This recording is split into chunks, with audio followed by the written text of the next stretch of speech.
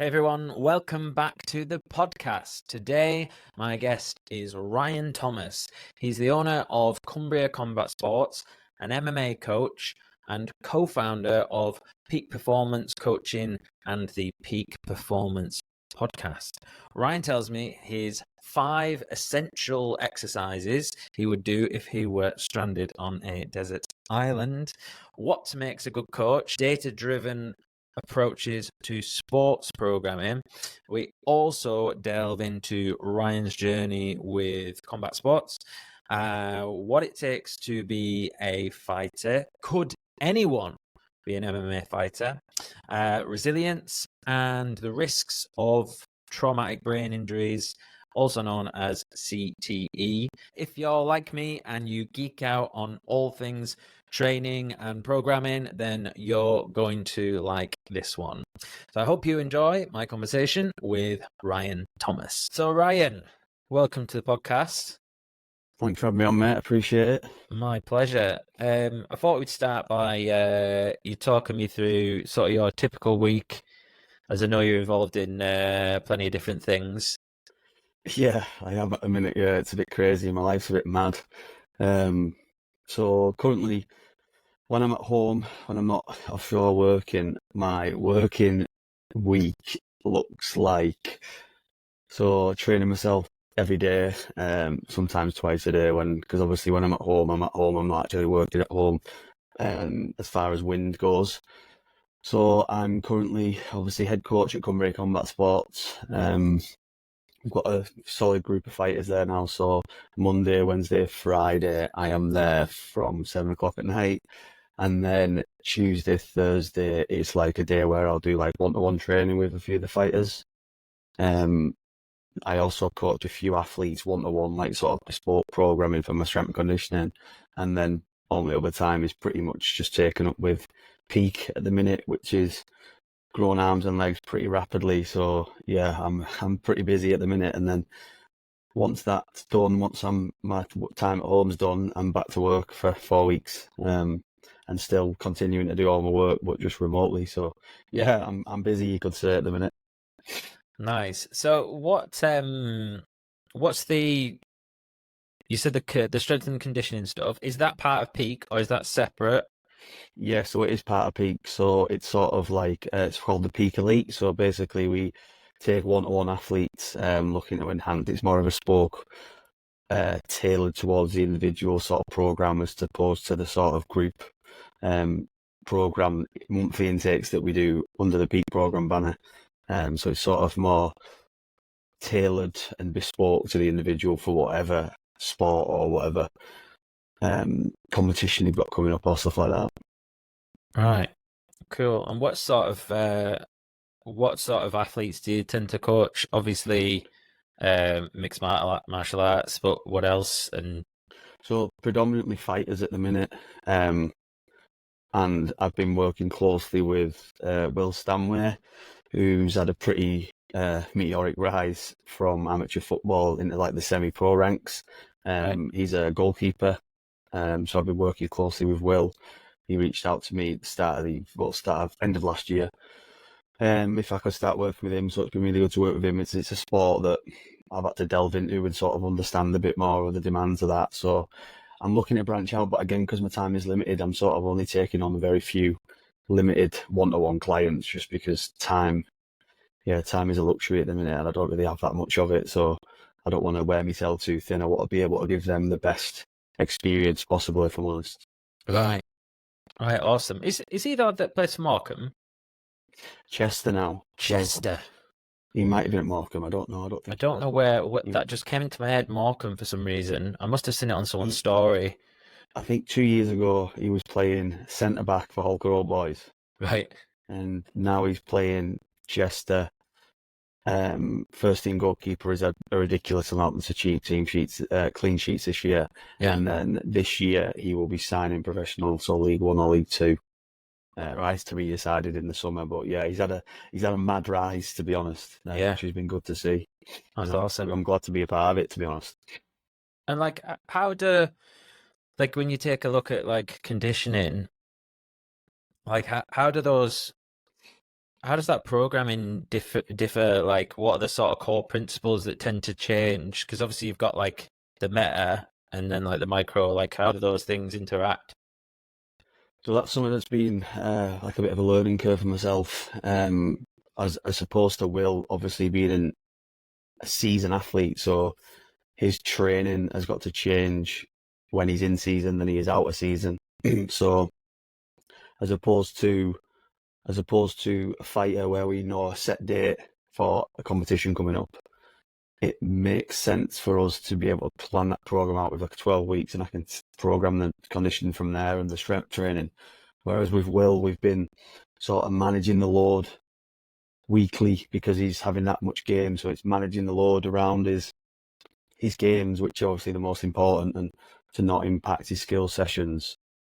So it's because his schedule's been changing so much, we've had to change it on the fly, like week by week. So basically, it's just fatigue, not to induce any fatigue, load management, and then really prepping his sessions with plenty of recovery before game time. So yeah, it's been a new learning curve, but it's something I've really enjoyed as well. It's a lot different to coaching fighters because, like I say, you've got a set date. That's the date you're fighting, and you can just program it nice and smooth from there on out. Whereas Will's and the level that he's playing at, he's been playing 3 games a week at some points. So Wow. sometimes to get any proper S&C in, it's been quite hard. But he's been willing to do it. He's been trying to get it in as much as he can. And yeah, from my side, it's been interesting to see how he manages it as well, as he's quite new to S&C, to be honest. So he's getting all them new athlete sort of gains and adaptations, which is good for me to see. And I'm getting some really good data and feedback from him for me to use and go into it with other footballers and other in-season athletes and season athletes like rugby players. So yeah, it's been good. That's awesome. How old is he? I think he is 22 or 23, Right. maybe 23. Like I say, he's only really young, especially in terms of a goalkeeper. In I was fact, going to say goalkeepers tend to peak a bit later as well, don't they? exactly, yeah. But the size of the lad, he's ridiculous. He's gonna be some athlete. Like, if he keeps progressing at the rate he has done, he's gonna go far, I think. That's amazing. So, what do you think makes a good coach? That's a tricky question. I had a similar conversation with Liam Conroy on the Beak podcast that we did, and I sort of asked his take on it. But for me personally, let's be honest, there's so much information out there on the internet that the average person can go and find out what they need to do for any given sport or learn a technique. But for me, the what makes a good coach in my eyes is someone who can change their approach up based on the individual, because people respond to different ways of coaching. Some need a pat on the back, some need a shout at telling off, some need an arm around them at certain times. But for me, it's being able to break down the message, the instruction, but doing it in a way that's simplified, and you can put that over to your athlete, fighter, whoever it may be, and they can understand it in a dumbed down version, but something that's relatable to them. The best coaches I've ever worked with have used great analogies and great methods and similarities to other things, and that's what stuck with me, and that's sort of the way I'm envisioning how my team's going to look and my fight team's going to look, and how I'm trying to push stuff onto them is like a lot more concept based, but listening to them at the same time, and getting feedback from them at how my coaching style is developing. So I'd have to say someone who is approachable, open to change, open to new ideas, and a massive one for me is open up to other coaches coming in and training your athletes alongside you, or when you're not there, and not being worried about my own ego, as I don't have all the answers and I never will, and I don't think anyone does. But to be able to say, right, I've sort of taught you all I can give you at this moment in time. Maybe it's time for a fresh approach. Maybe we get a Muay Thai coach in, which is something I've done at Cumbria Combat, or maybe we get a boxing coach to work with, which is again something I've done at Cumbria Combat. And don't get me wrong, I've lost a few guys to boxing gyms because I've sort of introduced them to boxing. That's not introduced them to boxing, but we've started them out with a bit of my gym, and that's fine. Because again, what is most important, which is I think what most coaches in our area in terms of like boxing and martial arts is sometimes they can be a bit sort of worried about the impact it's going to have on the coach rather than the person. So I feel like I'm putting my athletes and I'm putting my fighters first, and if that means them go to train at another gym for 3 times a week, if that's what's going to make them progress the fastest, and then that's what it takes. And I'll take a back seat and watch from afar. And I feel like since I took that approach, what it's made me a better coach, it's opened me up to the minds of other good coaches. I've soaked up so much more knowledge, quite selfishly as well. Like I'm using it to my advantage, and I've listened to what they need. If they need something, I'll try and find the answers. I'll try and come up with it. But it's having the willingness to be like, right, I don't have all the answers here. Let's go and see so and so. Let's go to this gym, or let's look into this type of training for you and source someone that can do it. So yeah, I feel like it's being that dropping the ego, I think. Yeah, not coming from like a place of scarcity and realizing that there's so much more. Like there's plenty to go around, isn't there? And I think 100%, and it's when people work together, then you can create something special. You get quite nice ecosystems out of that sort of like little bit of competition around 100%. your people within your industry. And they can see that loyalty to you. Like if people are going to leave, they're going to leave. But if you give people the option to go out and find something for themselves, or you point them in the direction, people stay with you because you give them that sort of freedom. Like, so when did you first get involved in combat sports? So this is a good question as well. So my journey started when I was 20 years old. So it was 10 years ago. And it started with Muay Thai, with a guy called Lou Bailey, who I'm still in touch with and still good friends with now. He runs the university club in Leeds, Muay Thai team, and he started teaching Muay Thai at Furness College when I was 20. So I'd been bored, I'd go to the gym, just doing the same old stuff. I went to the gym, but I forced myself to go. I was never really in love with it. When I started doing Muay Thai, had no interest in training MMA or getting into any other combat sport. I don't know why I never went to a boxing gym. In hindsight, I probably should have done that sooner, but I never really went to any boxing gyms around here. But anyway, yeah, started Muay Thai, and unfortunately, after a few months, it might have been about 8-9 months, Lou Bailey moved to uni to go to Leeds to study physiotherapy. So I was sort of lost and was like, right, well, what do I do now? I want to carry on kickboxing. So I then joined Barrow MMA at the time, as they were sort of training in the same building that we were. And I think Ash McCracken had just started as well. So I started training there and sort of tried to learn grappling, but it wasn't really known for grappling in Barrow then. It was just sort of little bits that we'd been showing off people. And then from there, I was like, right, if I'm going to try and do this, I need to go to the closest, best jiu-jitsu gym and just travel. And so I started going up to Kendal a couple of times a week. And yeah, really started falling in love with jiu-jitsu, the grappling side of things. And were you going up there with Mike at the time? So Mike had already been going for a while. I did. Mike Race. Yeah, he'd already been up there. I think Mike was a blue belt when I first started with him. Right. And then Barrow MMA moved to a new facility, its own spot, and I sort of tapped Mike up to come and teach down at Barrow MMA.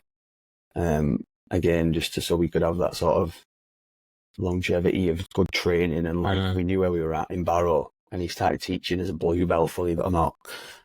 Now, yeah, from then on, Barrow MMA sort of fizzled out, and then Mike opened Lobo at our old premises.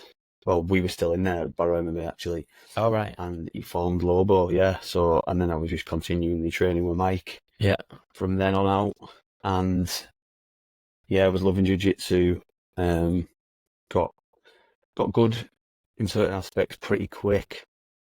And then yeah, I was carrying on training MMA, and then I had a couple of MMA fights. I think I had my first one in 2017, and yeah, I won that one, and my second one shortly after, and I won that one, both by submission.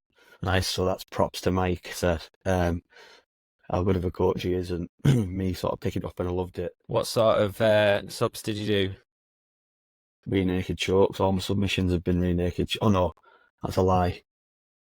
I've had 2 guillotines actually. Nice. Yeah, my first 2 were rear naked chokes. So yeah, Mike was pretty happy about that when I got them. So because like I say, I've been training with him for quite a while at that time. Yeah.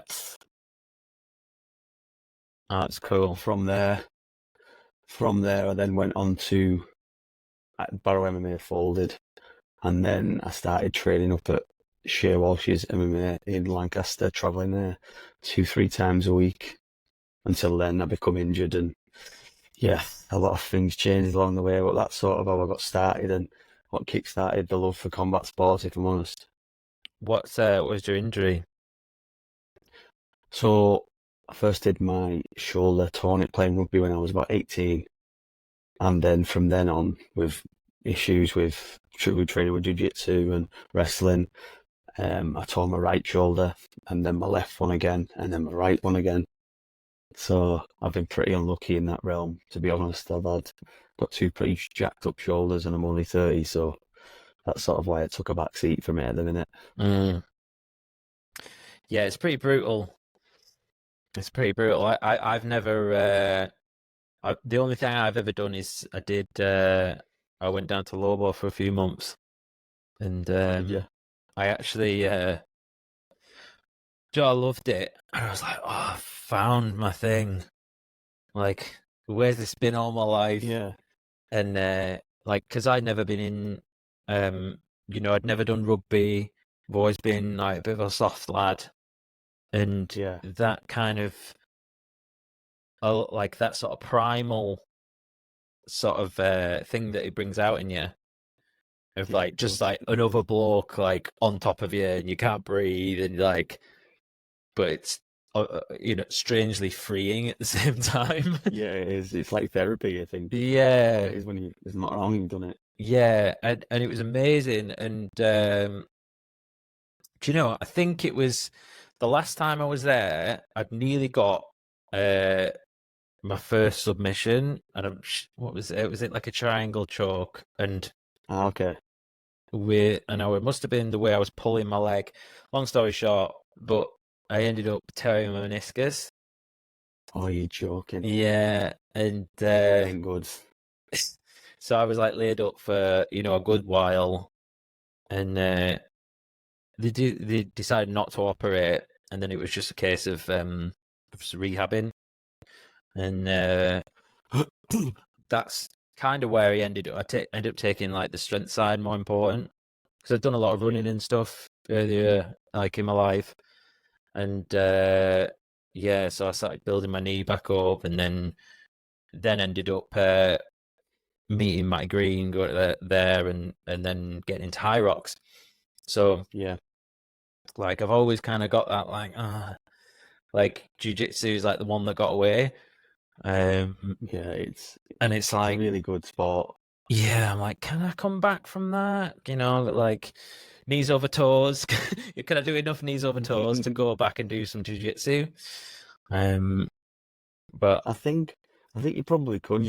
I think jiu-jitsu is one of the only things that's very scalable in terms of your training. For example, again, picking your training partners, easing yourself back into it, really going with people that you trust, not going with people that are going to explode out of things, knowing your body, building yourself up to being able to move in them positions again without the fear of hurting it. Like I say, I've been there numerous times, so I know exactly how you feel, but it is just sort of exposing yourself to it gradually and then building it up, and then, like I say, meniscus should be able to do it, but again, it's the fear of it happening again. So I totally understand your hesitation to go back, but if you want my advice, I'd definitely say give it another go, 100%. yeah, I think the good thing about jiu-jitsu, from what I can tell, is people come to it really late in life and can Yeah, train quite into the later years, can't they? yeah, 100%. So that's why I'm not stressing too. I'm kind of like, I know it's going to be there, Yeah, 100%. You've got it there on the back burner if you need to take it up again. And again, you can do it later in life because unless you go to a gym where people are trying to kill each other constantly, if you go to a good gym like Lobo, if you start at 45, the young kids that are really good high level are not going to be blasting and try to hurt you and try to rack on subs like they would against each other. Yeah.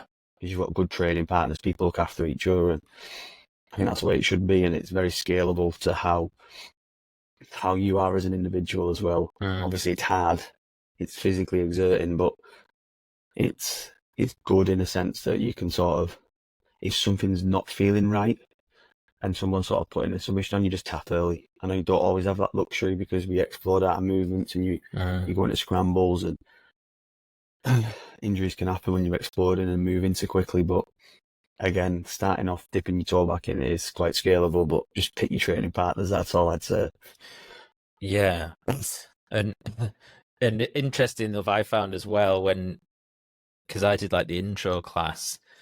The intro class, the people who go to the intro are like more like brutal than like the general class because they don't know what they're doing and they're just lugging the weight around. It's like the ones who don't know what they're doing are like more violent. 100%, and I feel like that's with when you first go to jiu-jitsu, everyone's got this ego. People that don't say everyone has an ego, 100%. Sure. No one wants to get beat. So people think when you go to jiu-jitsu, it's all about strength and holding and being powerful. And again, it has its place in jiu-jitsu and size and strength does matter, but it's applying it in an efficient way. You notice all the people at the beginners course, and when they first start, they do that for a minute and they're absolutely gassed. Yeah, you can't hold it. So I feel like when people have been coming a long time after them 6 months, and you start being a nail and you start getting submitted, and you start to relax yourself, and then you start to be a better training partner. And when you start to relax, stuff comes easier, and you see submissions more. And it's very no one gets rid of their ego, but once you can accept that you're going to get beat in jiu-jitsu, yeah, because all beginners do, they don't try and win, they try not to lose. I think there's a big difference, and that's why people get hurt in my eyes. No one wants to lose, so they're all very stiff and tense, but no one's trying to relax enough to win, if that makes sense. Yeah. That's just the way I look at it. Yeah, that's true of so many things in life as well. It's like just taking that 10-20% off, like if that makes sense. Like when you're going like 100%, like it's a bit too much. That could be ways like in business or thinking about certain things, or when you're like racing for an event, it's like actually sometimes just dialing it back and relaxing in. Yeah, you can 100%. you get more efficient, don't you? I feel like that is what it is. It's just energy management and being efficient. I know when people are trying so hard not to lose, or trying so hard not for one outcome, they forget about why they're actually doing it. And essentially that is to win in whatever you do, if it's business, kickboxing, boxing, MMA, whatever. They're too reserved and they're doing everything in their power not to win. And they become tense, they become stiff, they get tired. And that happened in my last MMA fight. I was petrified of losing. And I did everything I could not to get knocked out. Tried rushing takedowns. Ended up gassing the second round because I've been forcing the wrestling exchanges too much. Adrenaline dumped and I got submitted. And it's like, but I was never fighting to win. I just didn't want to get beat. I think there's a big difference. And I see it in the gym, you see it in business. People are so scared of relaxing, but taking risks. And do you know what I mean? Not taking silly risks, but being relaxed enough to see there's a pathway through it. Whether it's, like you say, business. Yeah, I love that. Whatever sport it is, you do it. It's just the way you've got to deal with stuff and take a back seat a bit and just like breathe and process what's going on. And then you can think with a clear head. Yeah, that's awesome. Yeah, I love how martial arts, especially in sports, sort of map onto life. And 100%. yeah, and all these concepts, like it all seems the same, like once you start to see it. You can just sometimes you I just think need to like take a like 1,000-foot view and be like, oh yeah, these things are all the same. It's just about I think that's why people they're so relatable to everyone as well. When you start a martial art, you realise the teachings that it gives you sort of outside. Well, not to sound very cliche, but the teachings it gives you outside of the martial art. Do you understand what I mean? It is definitely applicable to how you live your life, the things, how you conduct yourself, how you carry yourself, how you do business, how you speak to people, how you get spoken to. It teaches you a lot. 100% it does, and it stems into everything that you do. Or I found it. I've 100% it's helped me. yeah, that's cool, man. So do you think do you think anyone can be a fighter? No, I think anyone can be an athlete. Yeah. In terms of training to be an athlete, people have genetic gifts, but define what you mean by fighter, and I'll answer the question a bit more thoroughly because I feel like being a fighter, I feel like it is something you're born with, like that grit, Yes. that. But I definitely think it is something that can be hardened over time with Yeah, I more think exposure to it. how did I mean? Like, I suppose as someone who has never been a fighter and never had that sort of aggressive nature in terms of, I was never getting into scraps or whatever, and if I was fucking running away. But and it's like, yeah, and also like I wasn't really into sport. Yeah. I found music.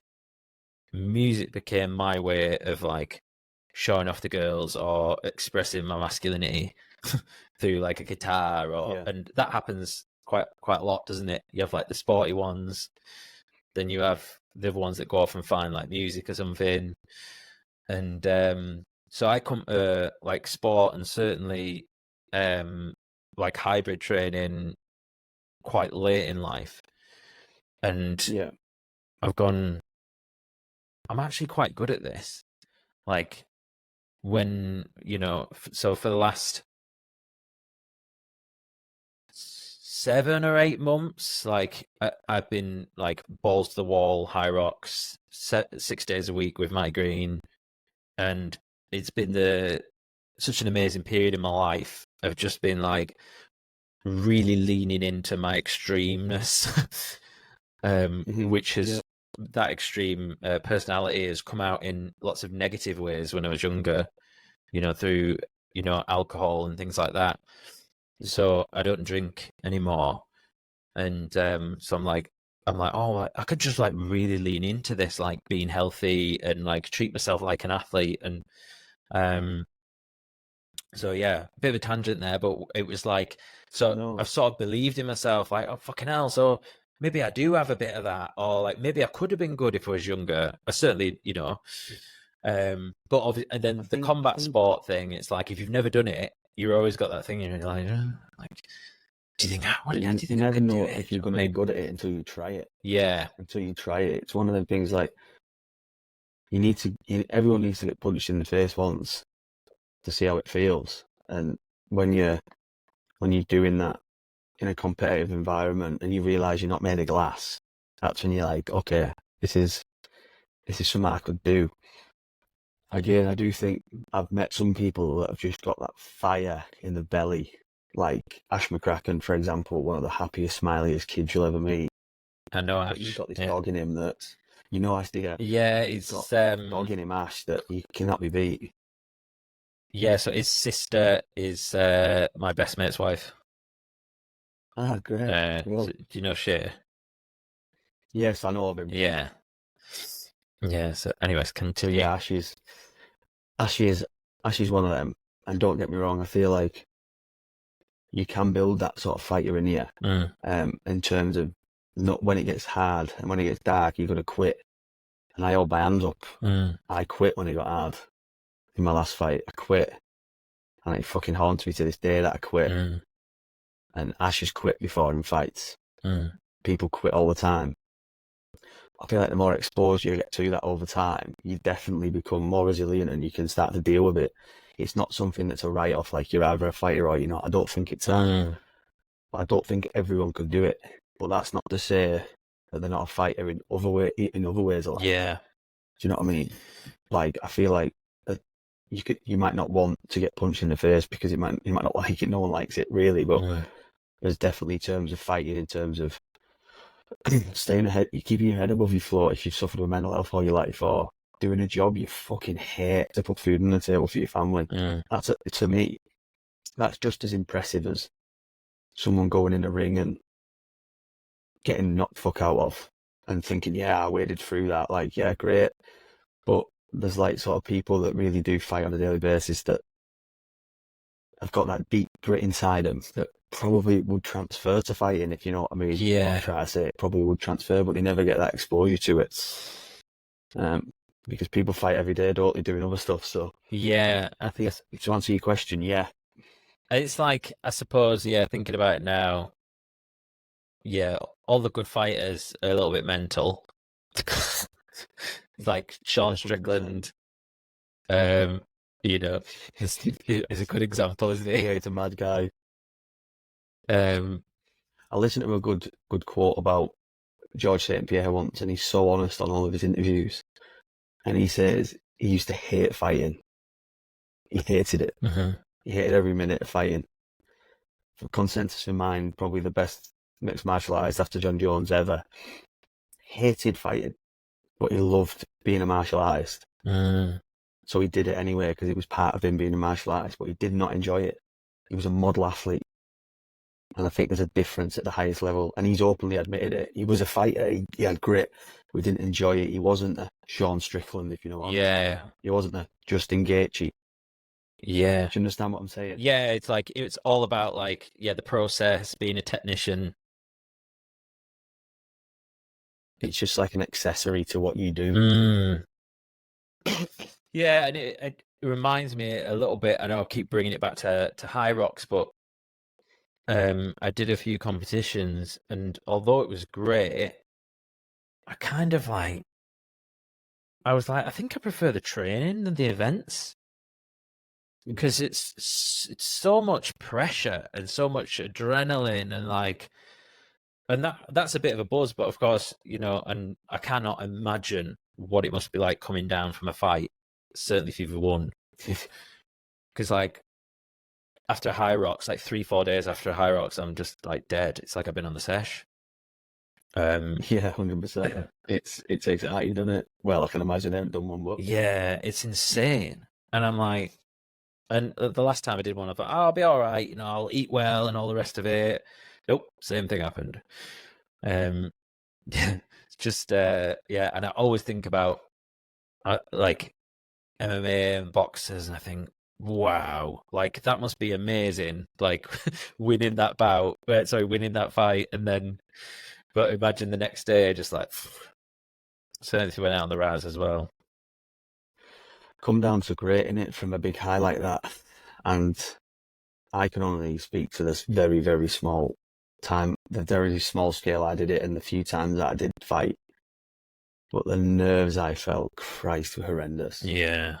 And I think that's what it puts people off when you're in there and it's in there. I think the more you expose yourself, just like anything, you build up that tolerance and you harden to it. It never goes away, but it made me at times like, fuck, it's horrible. It's like, I did it because I did it. And I love the process. I love getting ready for a fight. I love the accountability. I love the discipline. I love actually being in there. But the week before it, I hated it with a passion.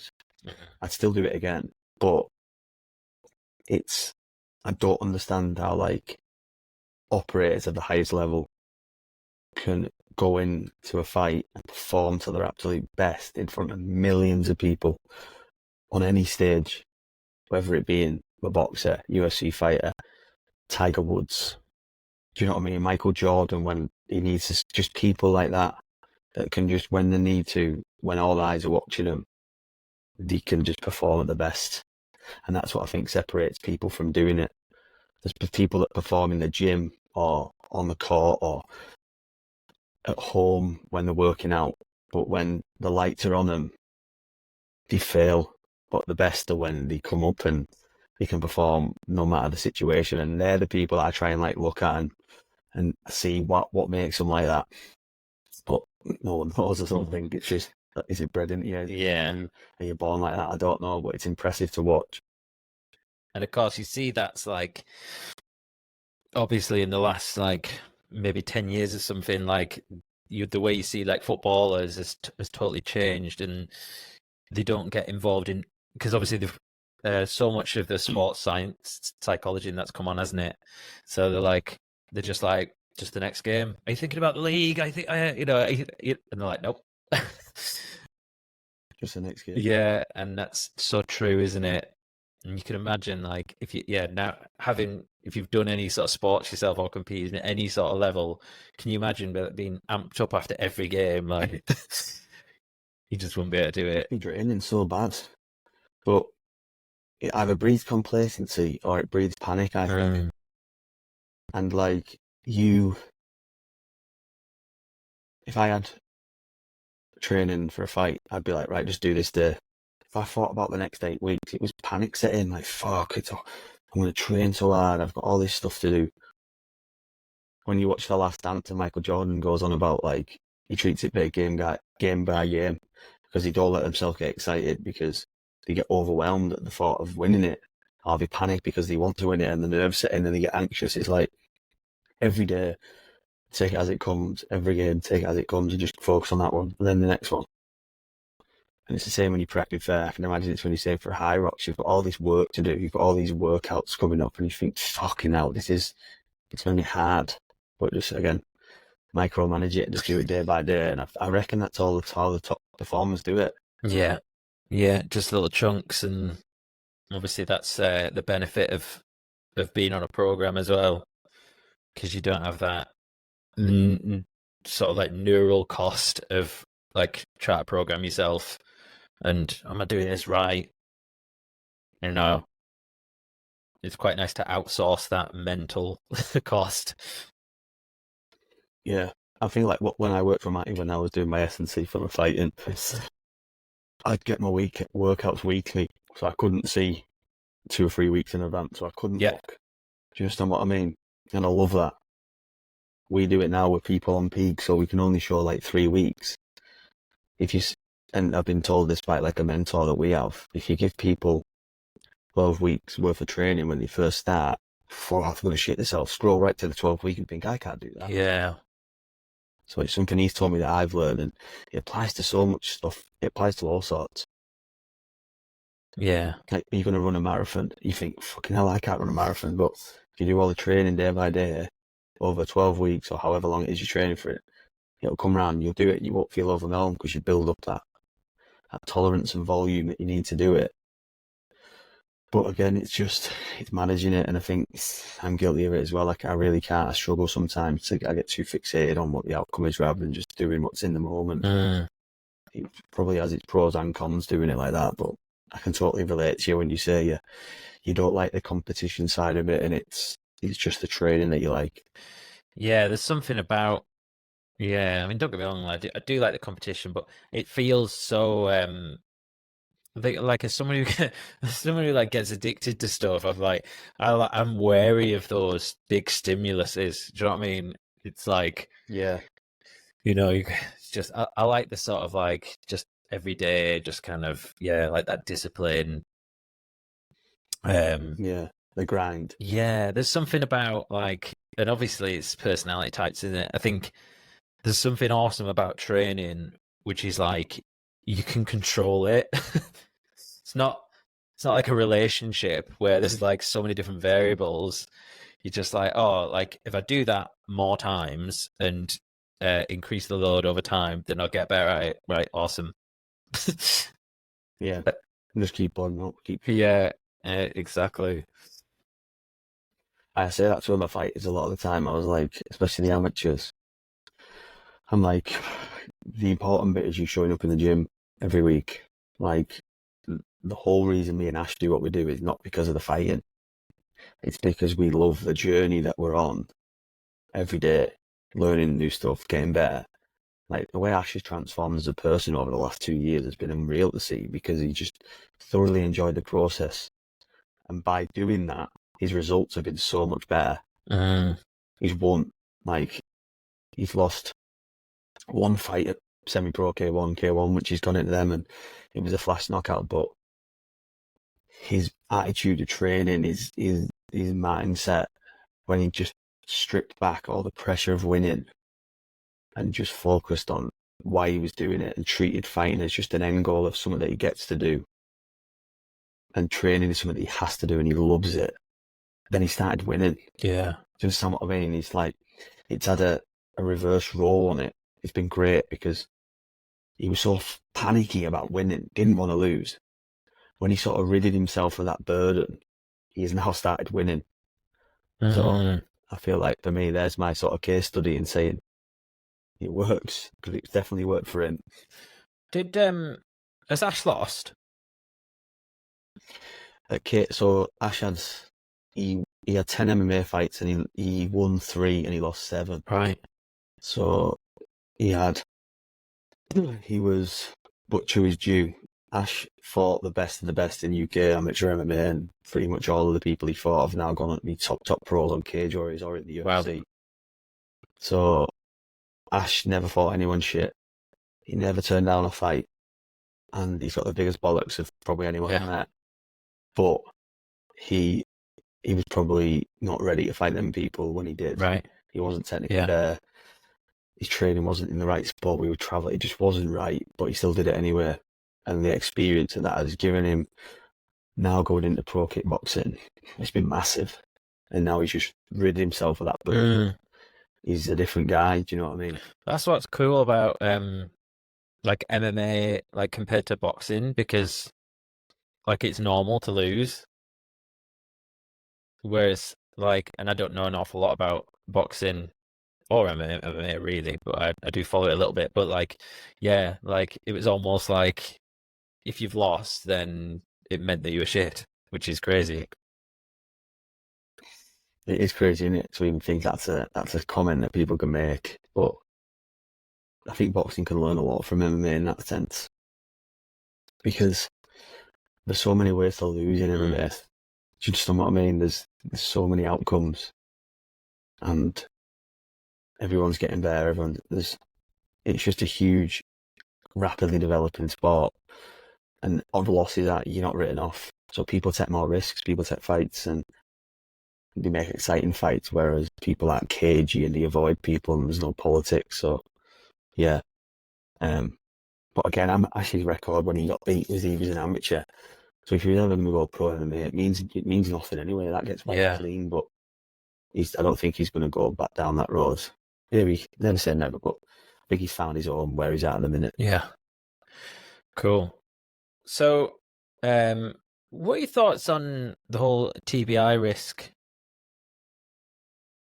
Sorry, say that again. TBI, traumatic brain injury. From MMA? Yeah, just in general.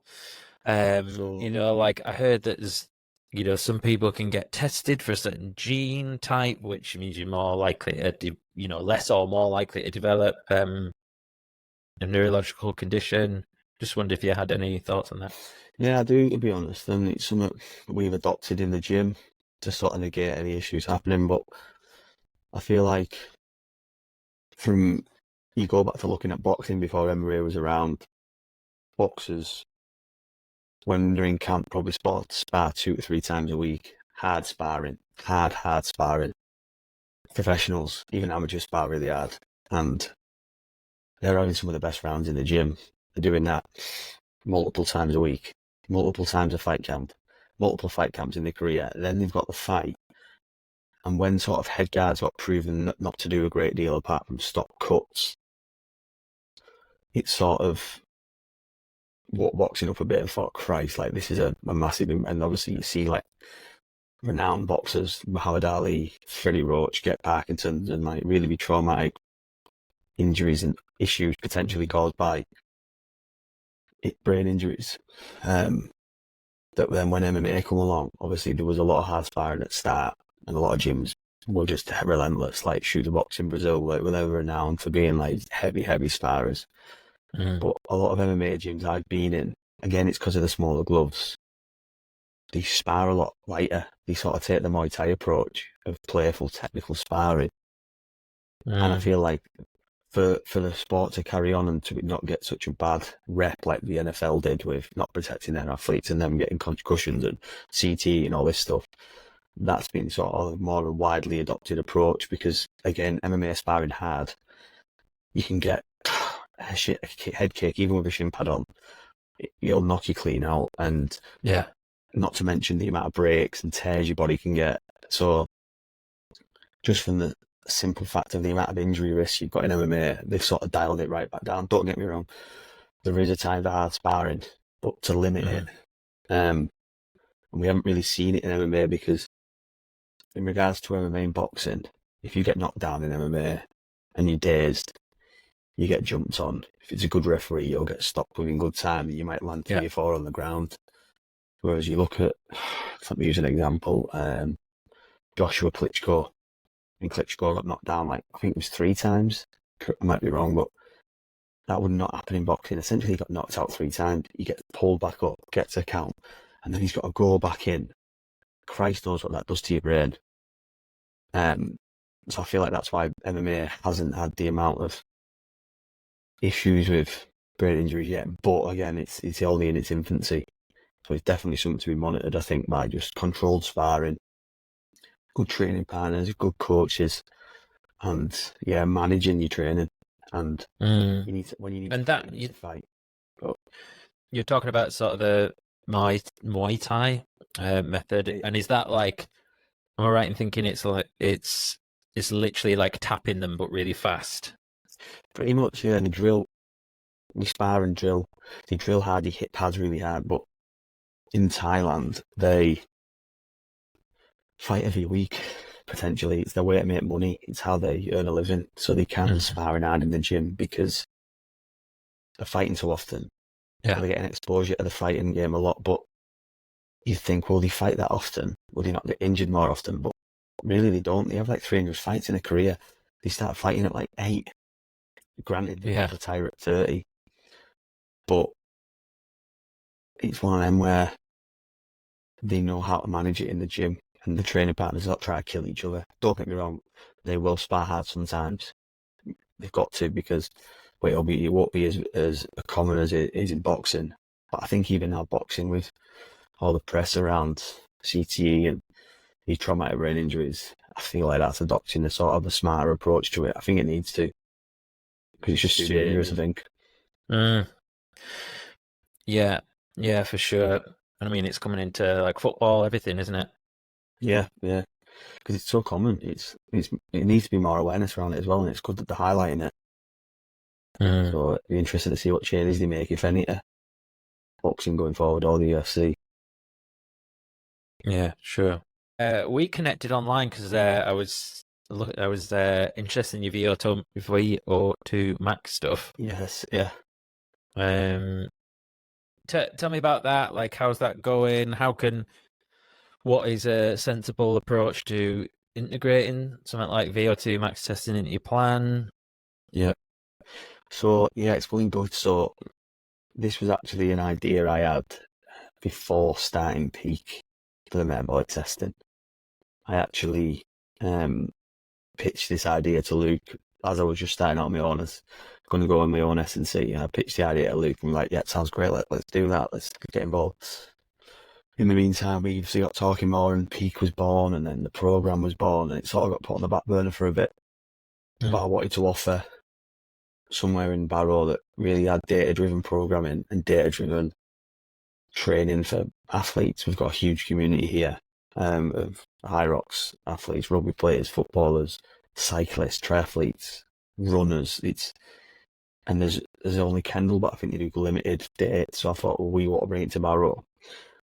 And I feel like a lot of people are into the data now, wearables, smartwatches, chest straps, but we want to really hone in on giving people the opportunity to get proper data based on their physiology that they can use to use the data to build a program around, to increase the data that we get, to increase the results, and to obviously help them in whatever it is they're wanting to achieve, whether it be a triathlon or high rocks or anything like that. You can sort of really know where you're at. As it's people say the VO2 max test is like the gold standard of like metabolic testing to test like your cardiorespiratory system. So it's like people want to get that checked, and obviously it's a good indicator of potentially how long people are going to live.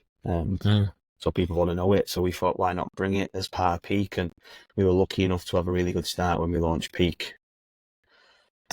So we invested in this, and yeah, it's been really good. We had our first day last week, first testing day at the transformation unit. It was really good, and yeah, the response has been wild. So I'm really happy with it. So get booked in if you want to get booked in, everyone. It'll be That's awesome. Yeah, and I imagine it's pretty minging doing pushing yourself into VO2 max test, is it not? Yeah, well, I did one years ago, and I haven't actually tested it out myself on the new equipment, but Luke has. Right.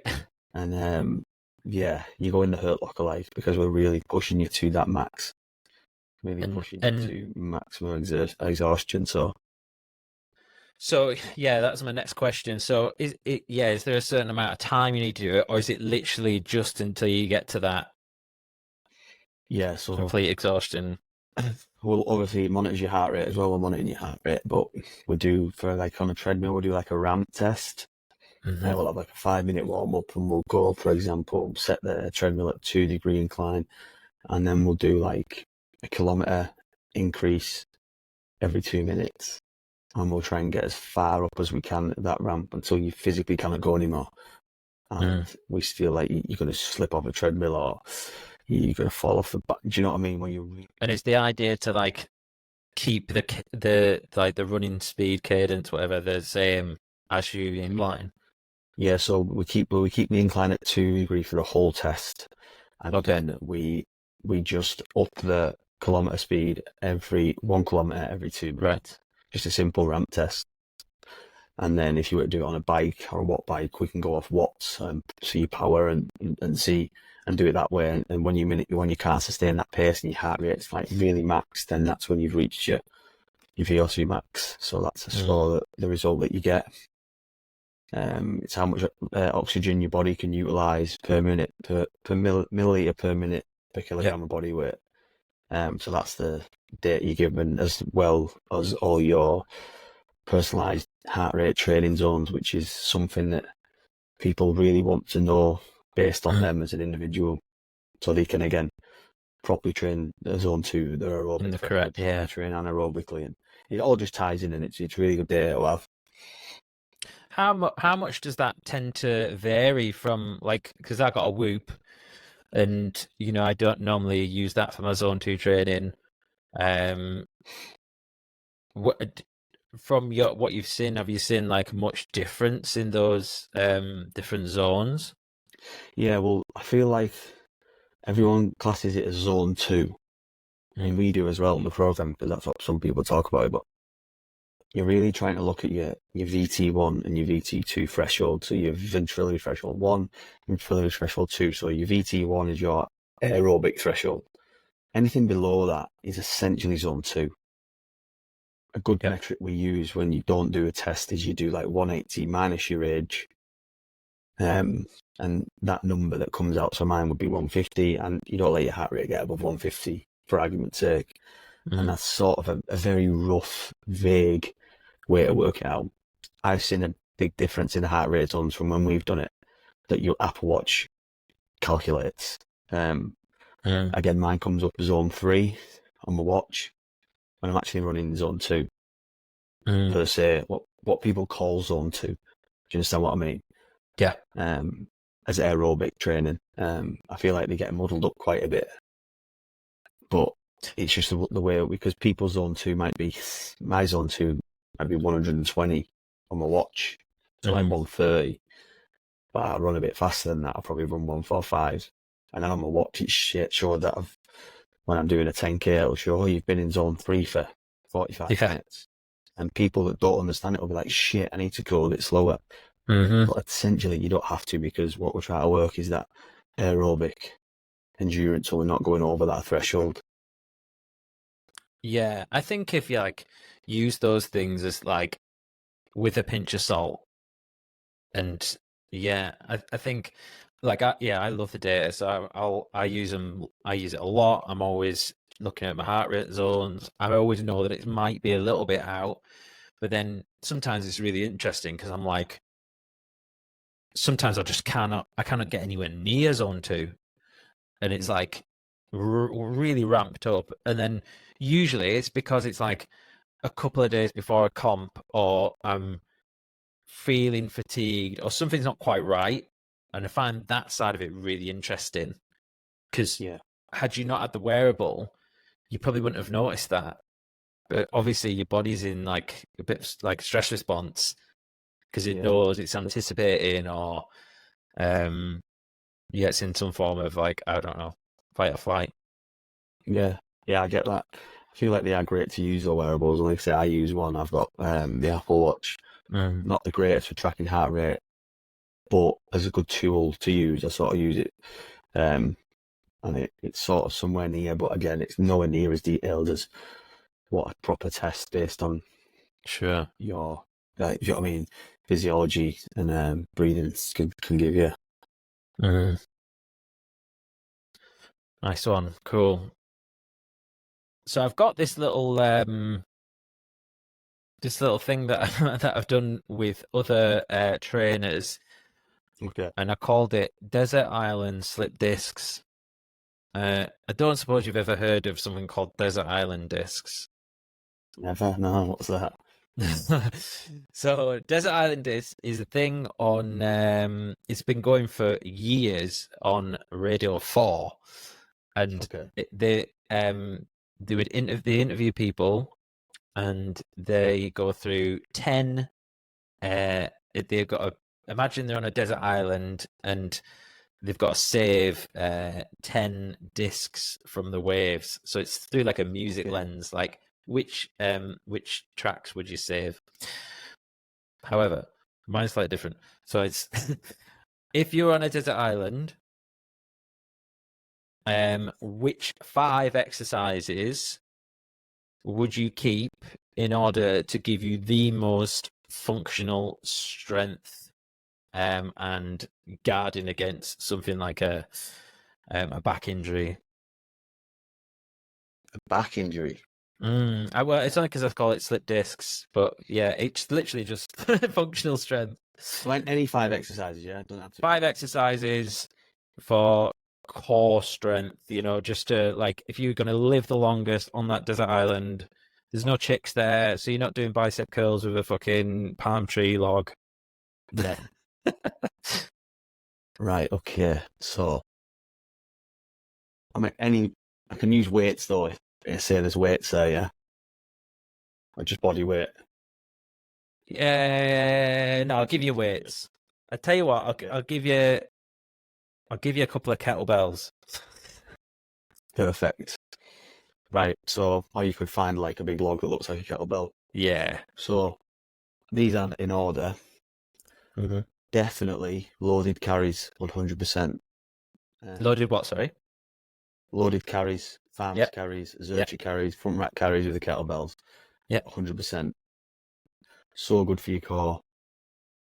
The entire, like, the time under tension really does help build like a lot of back strength in your back, your grip Mm-hmm. strength, everything. I program carries all the time, and I probably do them at the end of every workout if I've got the time and space to do them. So yeah, number one, loaded carries.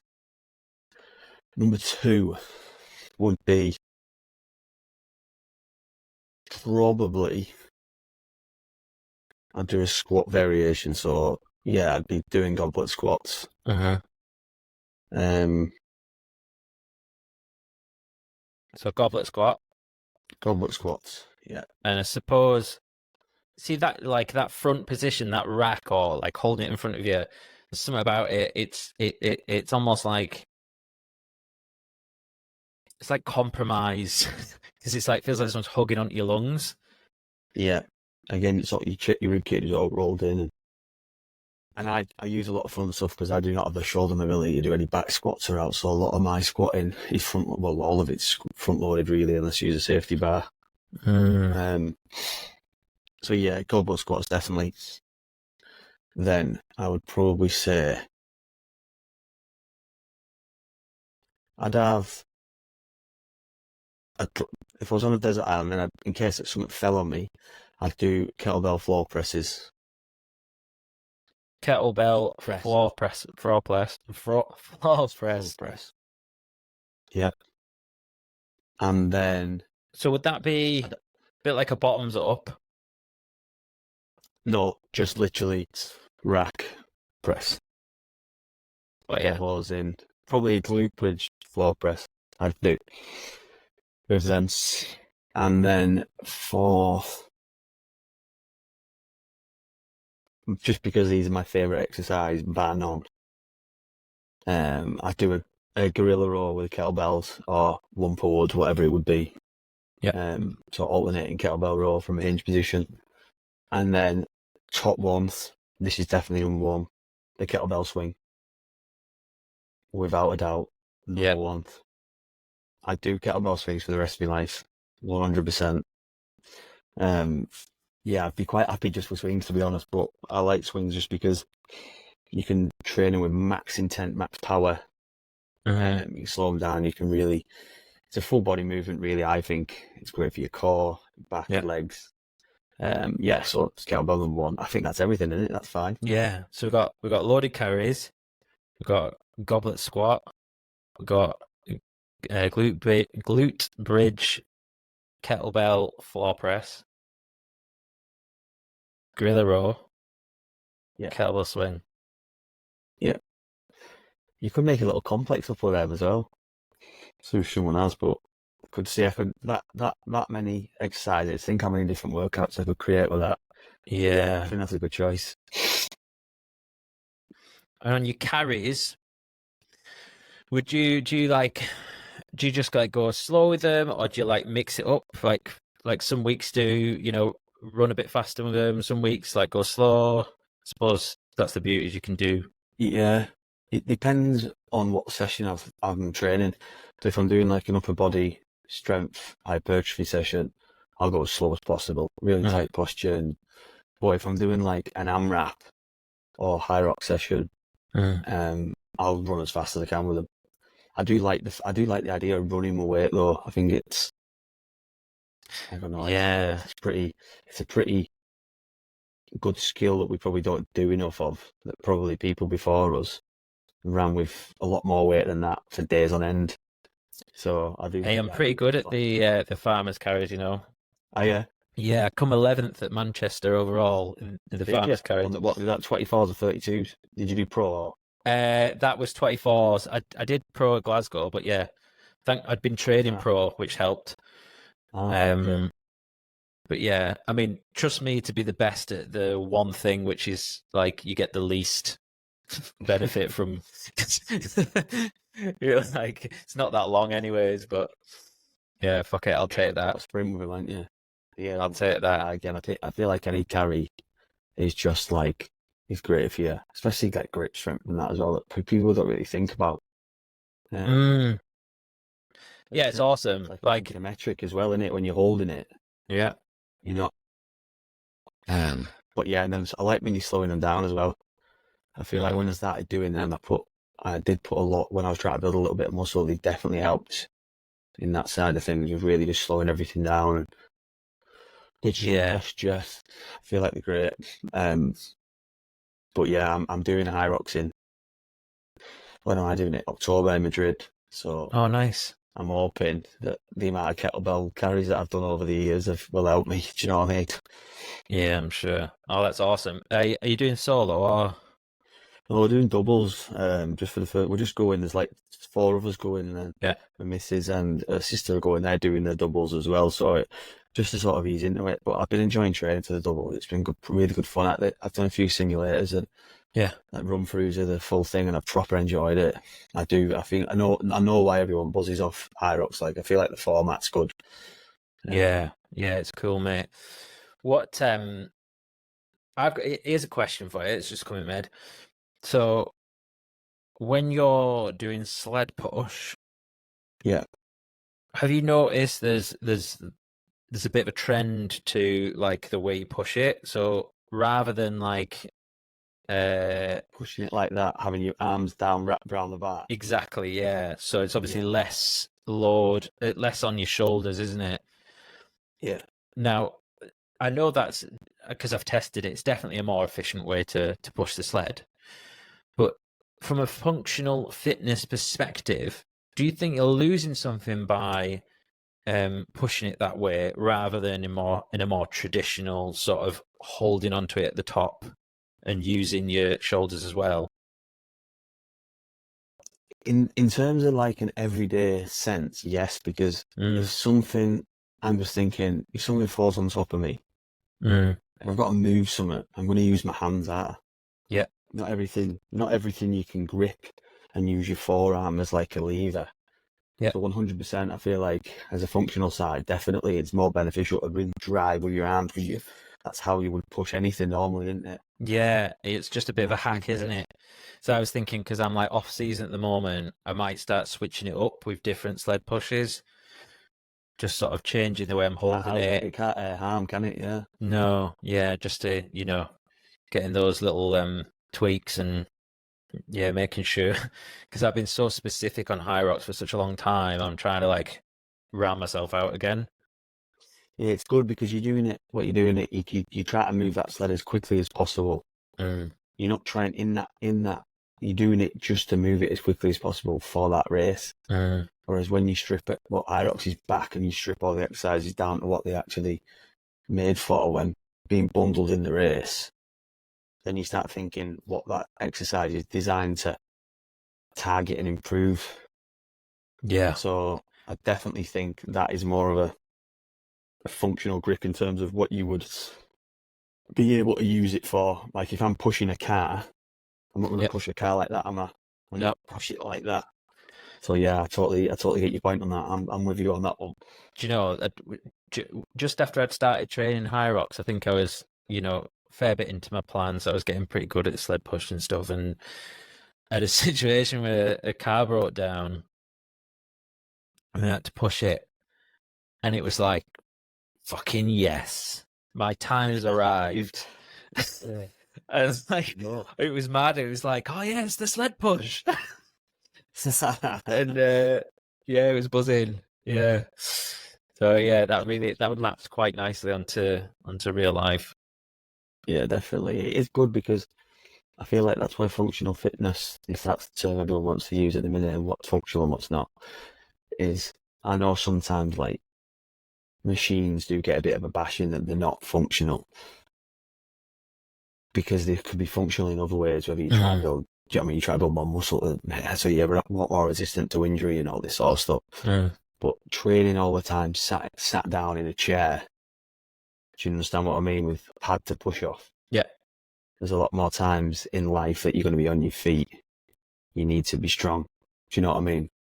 Yeah, like that's why 100%. more people go in it because you can see it. It relates more to like everyday life outside the gym. Yeah, absolutely. Yeah, and yeah, I mean, like you say, machines get a bit of a bashing, don't they? But it just seems to make sense to be doing free weights. Yeah. Yeah, I agree. I agree. Whether that's the best thing if if you're doing bodybuilding, then that's a different conversation. But Yeah, when you're targeting, it just depends all on the outcome of what you're trying to achieve, doesn't it?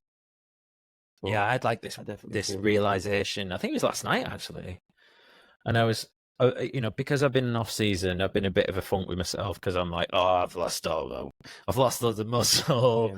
I'm rubbish. I'm so weak. Blah blah blah blah. All this like inner voice, and then I just sort of had this like realization. Where I'm like, oh, hang on a minute.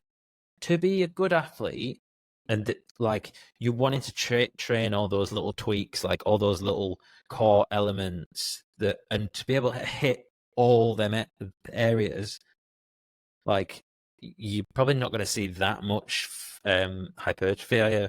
Because No, there's no way you can hit them that many times. no. So, And obviously, your Hyrox isn't set up. Your program is not set up for that, is it? no. In the off season, you're probably not thinking. Do you know what I mean? And it's something I avoided for years, like the sort of hypertrophy Mm. what people call bodybuilding Mm. exercises, which essentially they are because you try to build muscle. Mm. I avoided them for years, thinking, oh, it's not applicable to what I'm doing. But like you just said, it makes you a better, well-rounded athlete or resistant to injury. I think it definitely has its place in most programs, to be honest. Yeah, and I think you can be sensible with like I've been thinking. So I'm basically trying at the moment to do like a pure strength period, and like totally get rid of my ego, like just focus on like getting heavy 3 to 5 reps, all that sort of thing, and then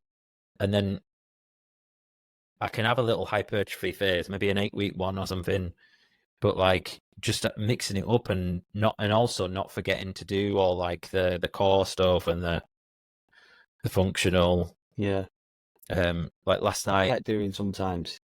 Why don't you pair it together though? Put a little pump session on at the end of your strength workouts. Mm, Just 15, 20 minutes. what you mean, just like a low rest, like finisher?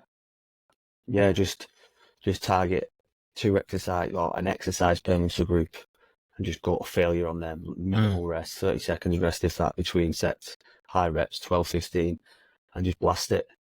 And like 3 to 4 sets? I'd say 3 to 4 sets. Yeah, 3 sets of 12, you're probably looking to be all right if you're doing one set, or maybe go to 4 if you've got time.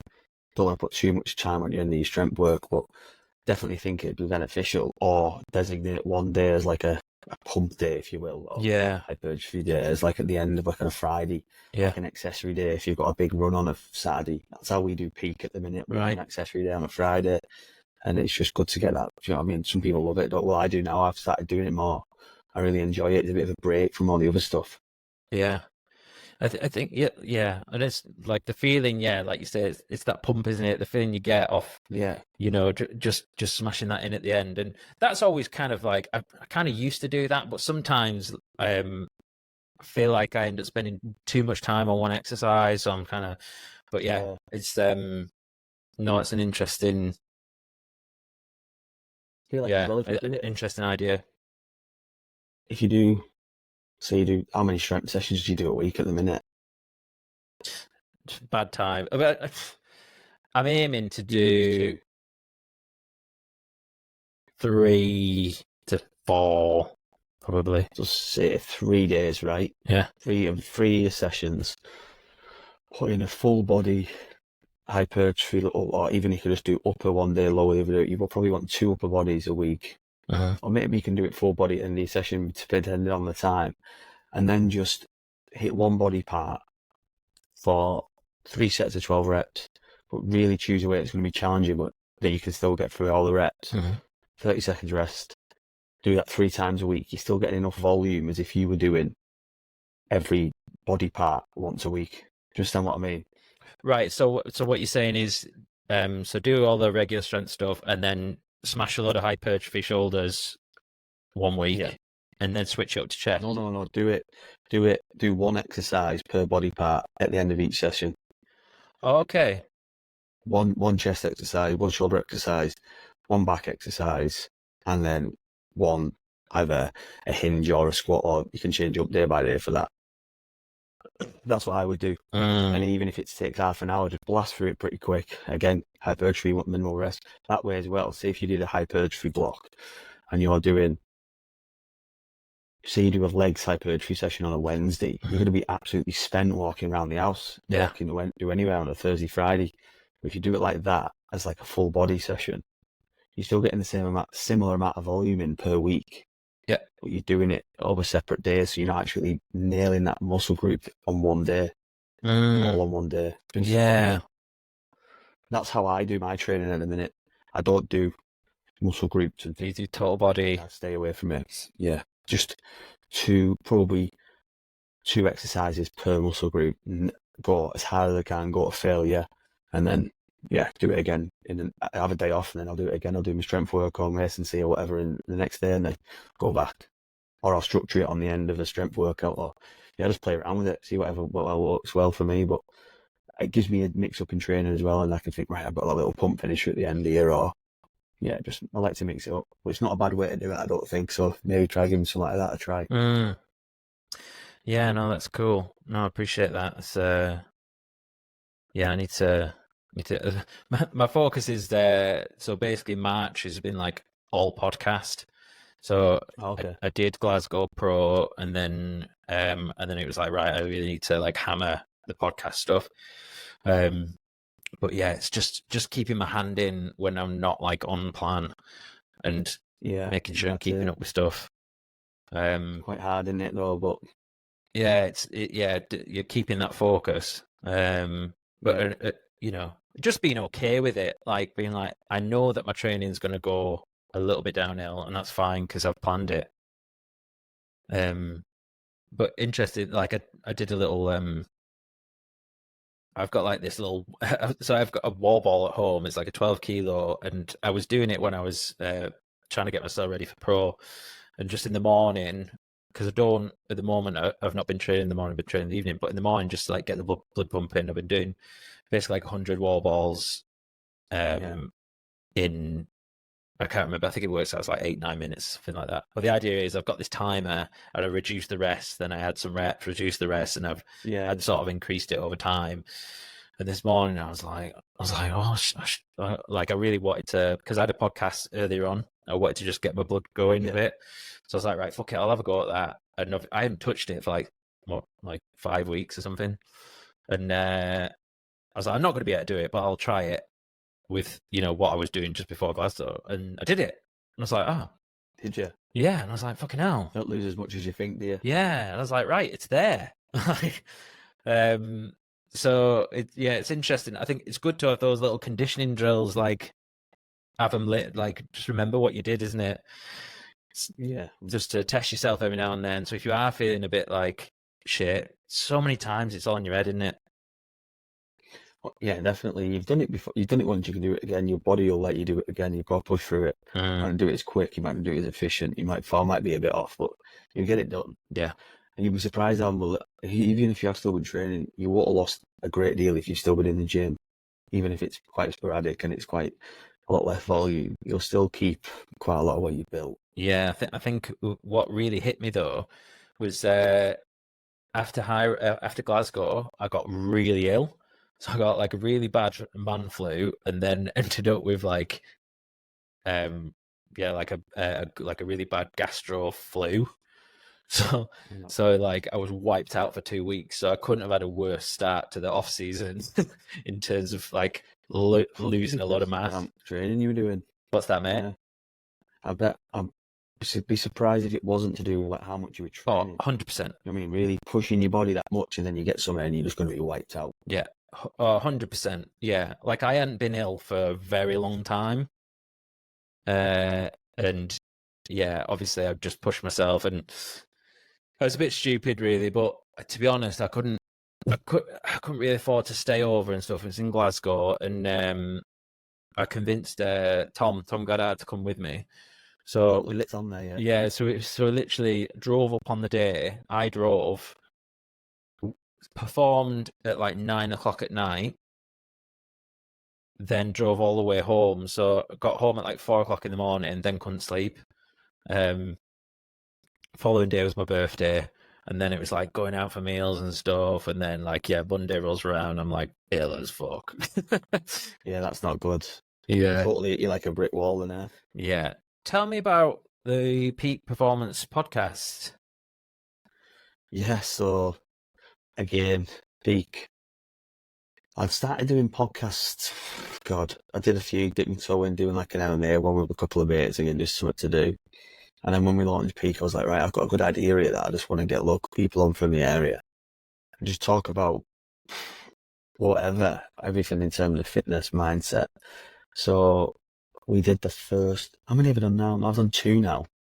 Mike Green and got Liam Conroy coming on next week, and I just did that one on my own. But Nice. yeah, I loved it, mate. I love doing it. I love to have lovely conversations, so it's been nice to be on the other side of the mic there. But yeah, I'm hoping it, whatever it turns into, it turns into. If it's just something to selfishly for me to have a sit down and a crack with people, then so be it. We have been enjoying it. I'm just trying to get more people on it and just pick the guests that I want to speak to selfishly again. Yeah. And then hopefully other people enjoy it.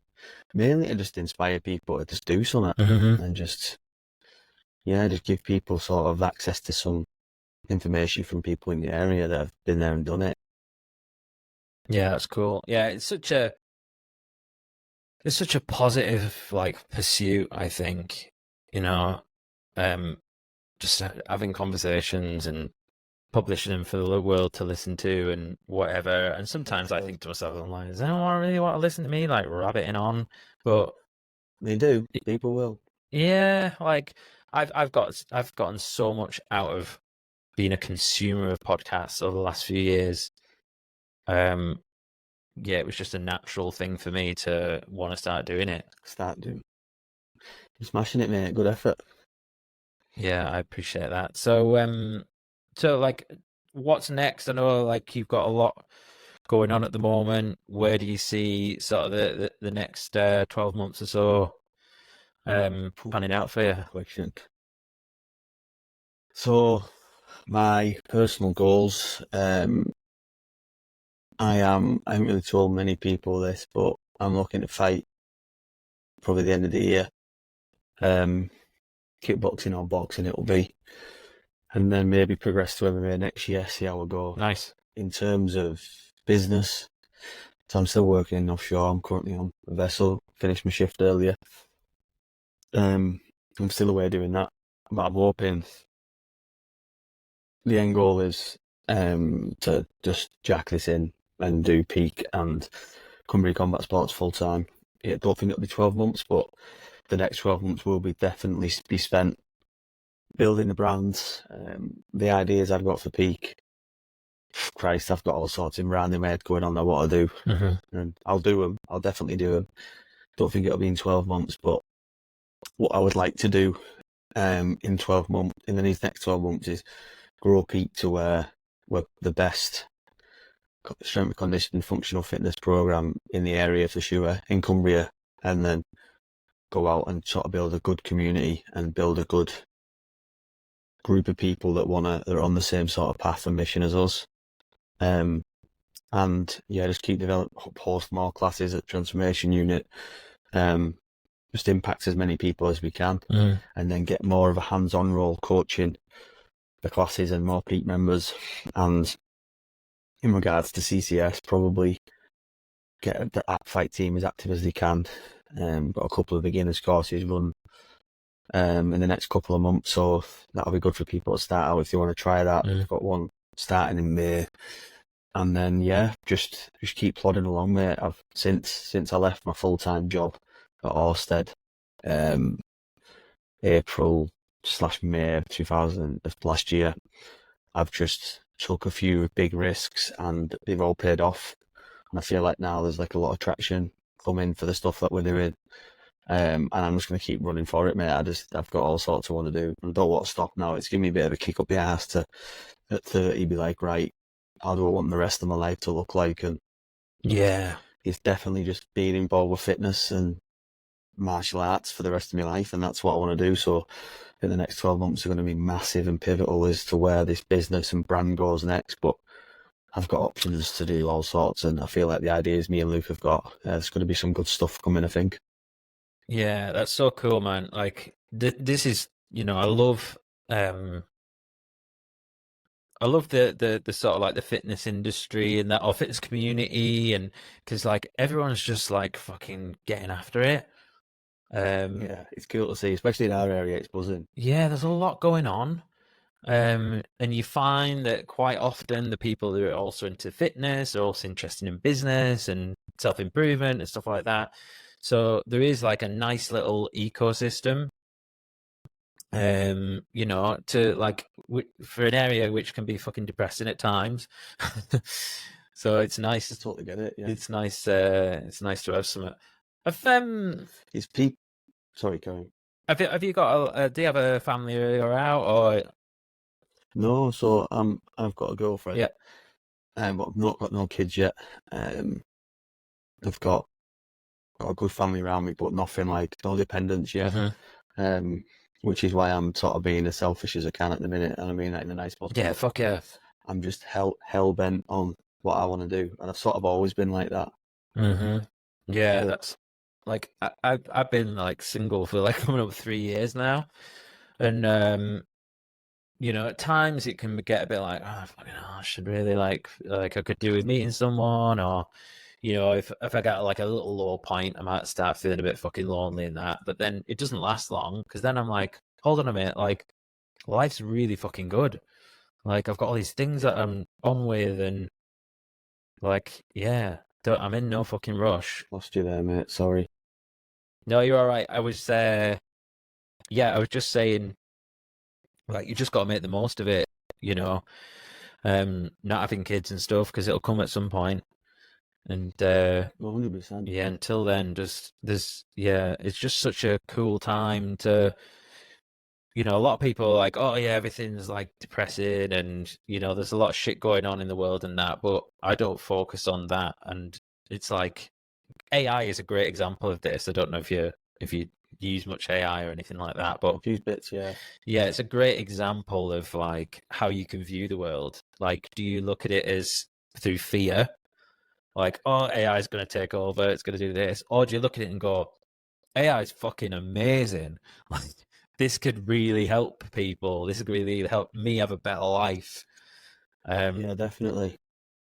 And I think it's important, like, as to your disposition, how you view your circumstances, as to how the rest of your life's going to pan out.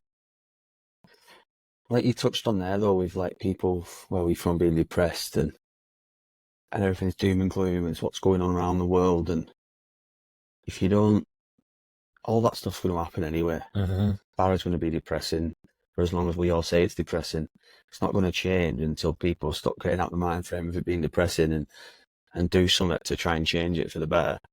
Like, we can't affect, obviously, there's loads of shit going on in the world. We can't have an impact on that, unfortunately. Yep. But if we did, it'd be a better place. But I used to get hung up on stuff like that all the time, and it'd bother me. And I used to say I hated my job, and like, I was depressed. Not depressed, I've never been depressed, but I was down, yep. And I hated what I was doing. And it wasn't until I took a risk and just thought, you know what, fuck this. Like you touched on there about being scared, like fear, being fearful of something.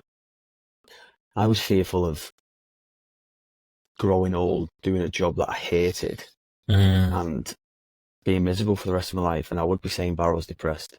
So that's why I was like, right, what's given me the most fulfillment since I've left school? It was training martial arts, got mad into the gym, got mad into looking after myself, it changed my life tenfold.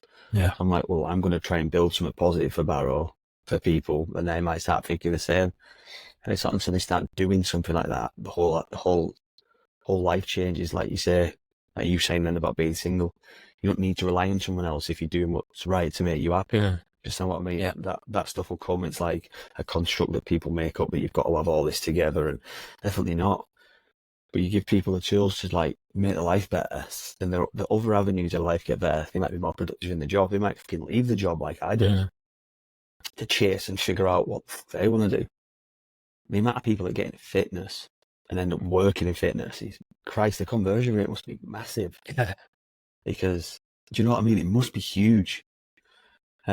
Because it's all everyone wants to do is like they realise how good it makes them feel. And like you say, the ecosystem we've got in Barrow now, there's loads of people smashing it. Mm-hmm. So there's people in Barrow haven't got any option now to say, oh, there's fuck all you to do. There's loads you to do.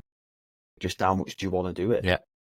There's the people that say there's now what you to do, aren't the ones that are going to come and train with you or go and make use of some of the ones that are just going to, unfortunately, carry on saying it's shit and miserable. I was one of them. Mm. I was that guy. It's fucking shit here. I want to move away. Yeah. They really actually appreciated what we've got here. Do you know what I mean? Yeah, that's awesome. All right, man. So where would you like to point people in terms of your website, social media, all that sort of stuff? Yes, so people can get the Peak Instagram and at Powered by Peak. That's our main source of advertising, updating content. We're offering the Peak program. We're offering offshore workers program now, VO2 max testing, one-to-one training, one-to-one programming, all that good stuff. And then we've got Cumbria Combat Sports as well, which is at Cumbria Combat Sports on Instagram. We've got a beginners course starting in May if anyone wants to get involved in that. That's based out of Transformation Unit, a quality gym if you want to check it out. So shout out those guys, they've been a big help to us. And just on my own personal social media, so at Ryan Thomas 27, and that is just mainly a coaching account now that I've sort of started. So it's probably going to have some good stuff coming on there. So yeah, and again, anyone wants any info of the stuff we've talked about, or just give us a shout, and hopefully we'll point you in the right direction and be able to help you out. Awesome. Yeah, and I'll link all that up in the show notes as per. Appreciate that, mate. Thank you. All right, Ryan. Have a good day. I will, Yeah. mate. Take care, and yeah, anyone who listens to this, go check out Jason's other episodes as well. Thank you, mate. So well done. No worries, mate. Keep All right. pushing it. Thank you for that. See you later. Bye, Bye. mate. Speak to you soon. Bye bye.